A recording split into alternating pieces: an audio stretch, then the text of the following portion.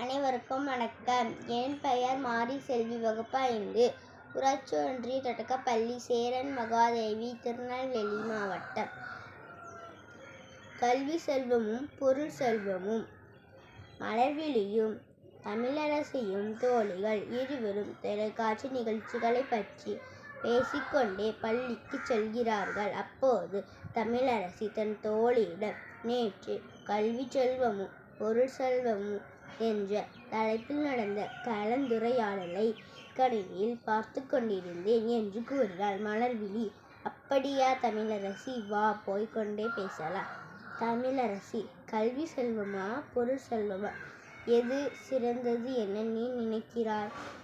மலர்விழி, நான் கல்வி செல்வம்தான் சிறந்தது என்று கூறுவேன். தமிழரசி, அது எப்படி அவ்வளவு திட்டவட்டமாக கூறுகிறாய்? மலர்விழி, கேளில் விழிச்செல்வம் கல்வி என்று திருவள்ளுவர் கூறியிருக்கிறார். கல்வி கற்காதவர் களரிடத்திற்கு ஒப்பாவர் என்று பாரதிதாசன் கூறியிருக்கிறார்.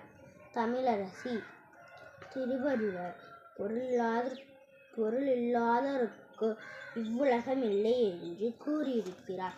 பொருள் செல்வமும் இல்லை என்றால் நமது அன்றாட தேவையை கூட நிறைவேற்றிக் கொள்ள இயலாது. கல்வி கற்பதற்கூட பணம் வேண்டுமல்லவா? மலர்விழி, பணம் பத்தும் செய்யும் என்பது பழமொழிதான். ஆனால் பணம் படைத்தவருக்கு தான் சொந்த ஊரில்தான் மதிப்பு. கல்வி கற்றவர் சென்ற இடமெல்லாம் சிறப்பு பெறுவார். பொருள் செல்வமும் நிலையில்லாது. பொருள் செல்வம் கொடுக்க குறையக்கூடியது. கள்ளவர்கள் கவர்ந்து செல்லக்கூடியது.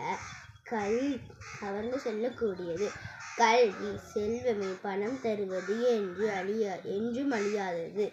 தமிழரசி, பணம் இன்றி எப்படி வாழ்வாய்? மலர்விழி, கற்ற கல்வியால் பணம் ஈட்டவும் முடியும், வாழ்க்கையில் உயரவும் முடியும். கல்வி வளர்ச்சிதான் எல்லா முன்னேற்றத்திற்கும் காரணம். தமிழரசி, புதுமைகளை கண்டறியவும் பணம் தேவைப்படும் அல்லவா? மலர்விழி, ஆனால் கல்வியால் அறிவு வளர்கிறது. நன்மை தீமைகளை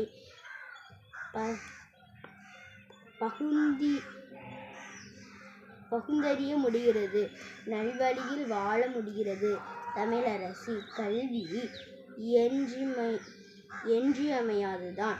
ஆனால் பொருள் செல்வம் அவசியம் என்பது நீ ஒப்புக்கொள்கிறாயா? விவாதம் இப்படியே நீண்டு கொண்டிருந்தது. பள்ளி வந்து விட்டனர்.